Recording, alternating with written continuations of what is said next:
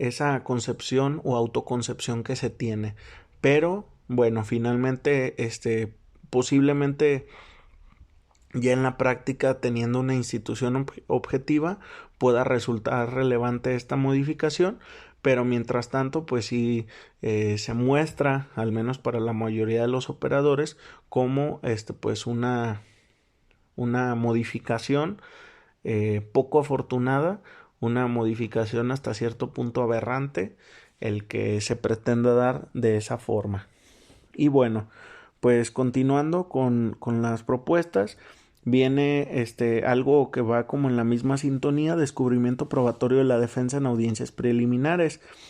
Y refiere: los fiscales deben siempre tener una sólida postura contradictoria, por ello se propone una reforma al 337 del Código Nacional de Procedimientos Penales para establecer la obligación de la defensa de descubrir su información probatoria por escrito previo a la audiencia, esto es, con anticipación debida, a efectos de que el fiscal pueda investigarla y contrastarla para un mejor debate.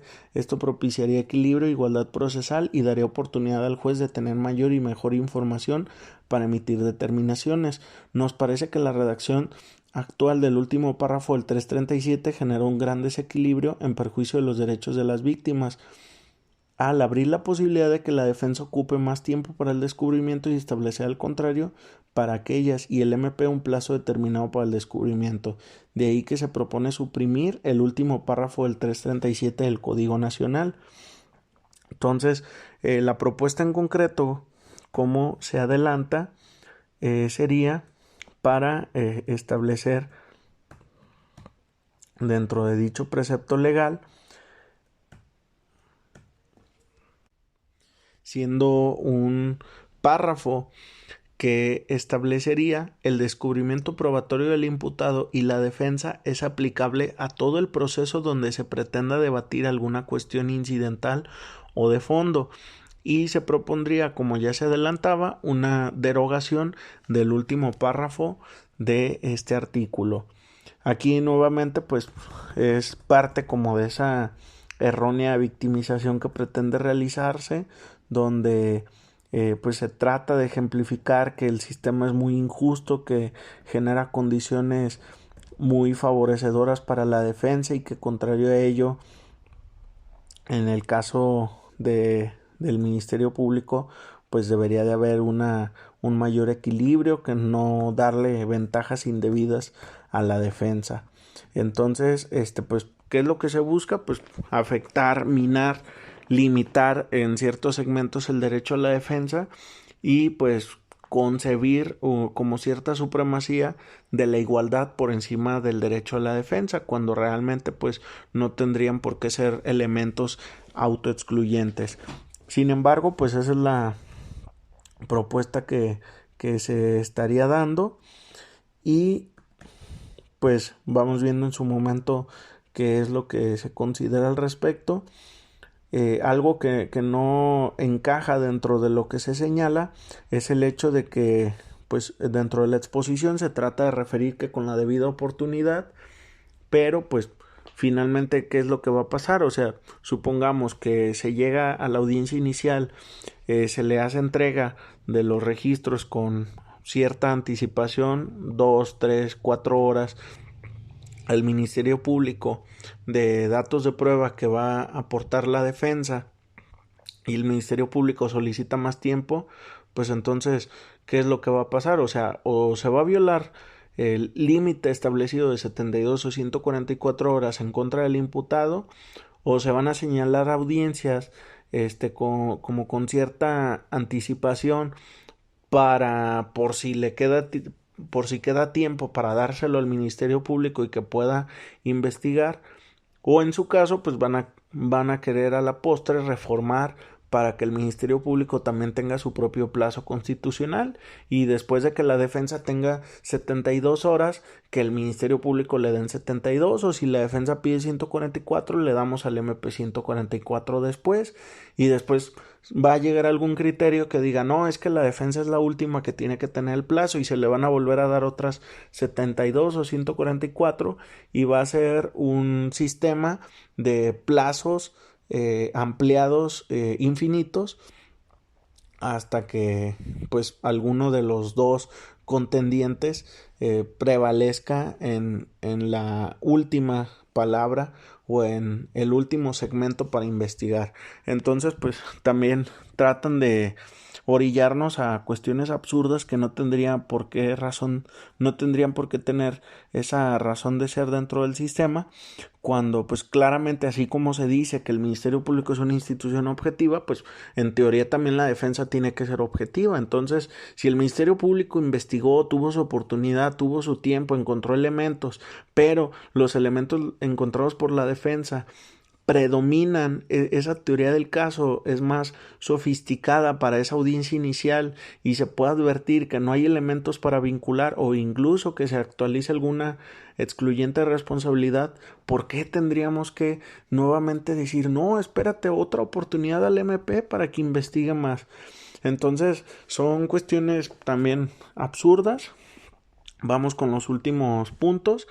El 17, permisión al fiscal de que si el imputado declara en audiencia, éste se encuentra obligado a responderle las preguntas de la acusación. Y concretamente se propone reformar el artículo 377 para que señale lo siguiente: si el imputado declara en audiencia, estará obligado a responder las preguntas de las partes y del juez.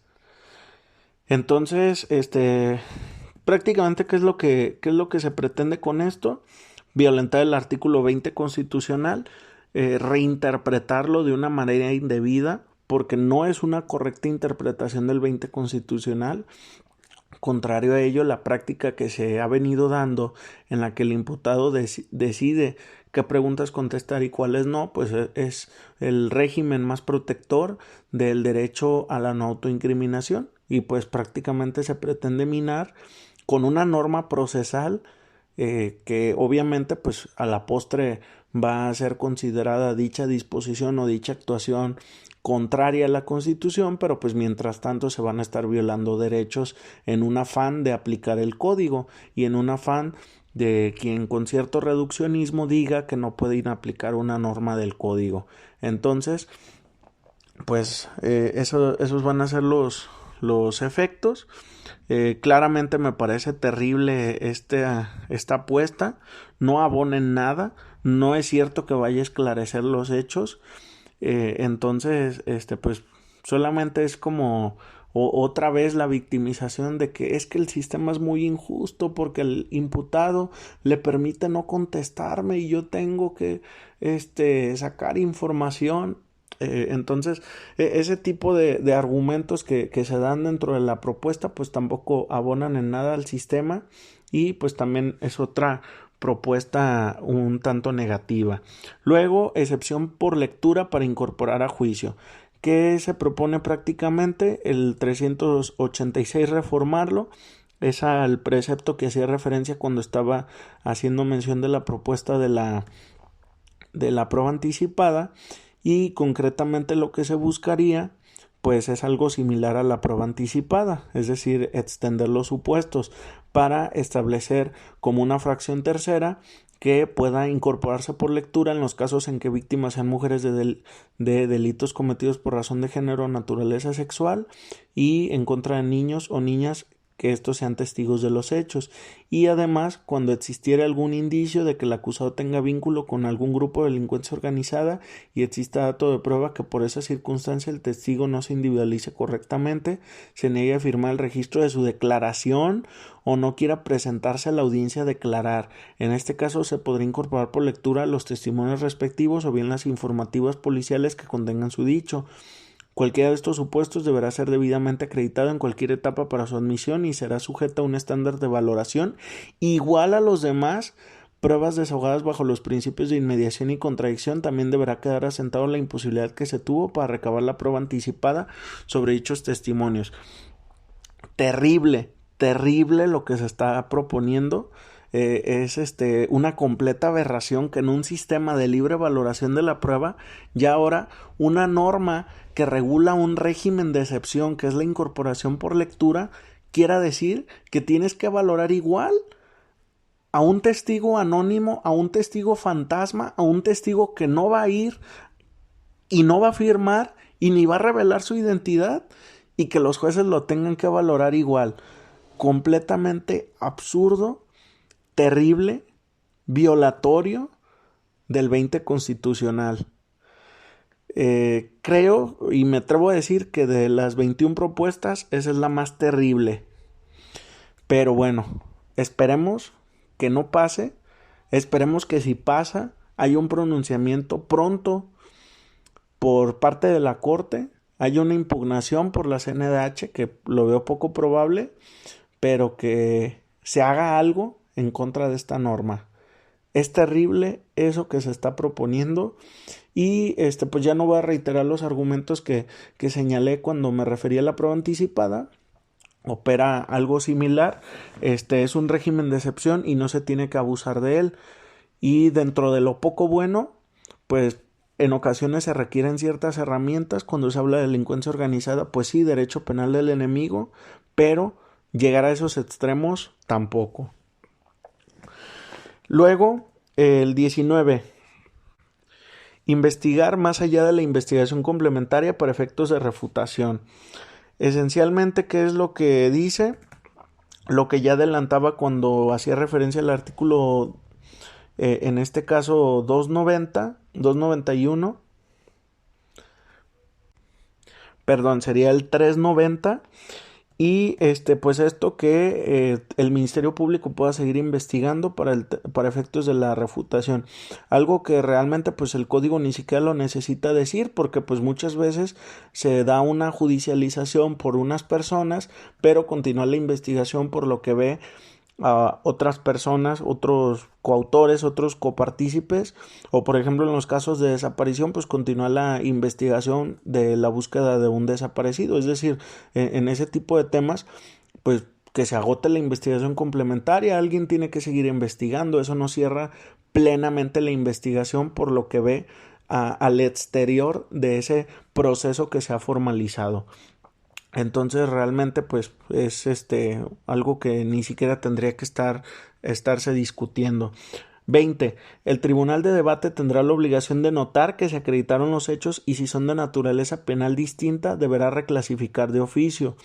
El tema de la acreditación de los hechos pues realmente es algo que ya en teoría se exige por parte de la norma, pero lo que sí, el tema de la reclasificación sí me parece un tanto delicado, porque entonces pues el tribunal ya no va a ser imparcial, el tribunal va a buscar el juzgar a toda costa a una persona, y si hay una indebida actuación, si hay errores sustanciales en la teoría del caso, pues el tribunal se va a constituir en coadyuvante del Ministerio Público, algo que en teoría pues no debería de ser.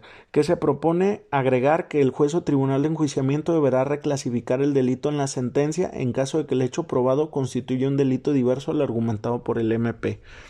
Entonces, me parece que lo único que sí debería de tenerse como previsto es, por ejemplo, cuando hay un feminicidio, no se acreditan las razones de género, pues claro, hay que condenar como un homicidio. Pero ya cuando son aspectos más sustanciales no tendría por qué haber ese tipo de reclasificación. Lo otro, algunos le llaman únicamente una variación. Entonces, pues no son cuestiones idénticas. Último punto, el establecer la posibilidad de que se apelen el control de detención. Algo que puede generar opiniones encontradas. Claramente, pues lo que se busca nuevamente es establecer como es que el Ministerio Público se ve afectado por indebidas decisiones. Pues bueno, está bien que hasta cierto punto demos el derecho de apelar, pero pues vamos a convertir esto en un sistema donde todo puede ser apelado, el control, la vinculación, las medidas. Falta que alguien establezca también apelar el plazo de investigación complementaria. Pues ya todo se puede apelar, entonces el sistema así menos va a avanzar. Entonces, en el único tópico que lo veo como favorable es, por ejemplo, cuando el efecto de una resolución en un control de detención pueda tener significado en una nulidad de algún acto de investigación, pero bueno, pues esos ya serían temas más específicos. Por lo pronto, esas son las 21 propuestas. Ya hemos visto, hay propuestas malas, propuestas buenas y propuestas pésimas, y por lo pronto pues seguiremos analizándolas. Es cuanto.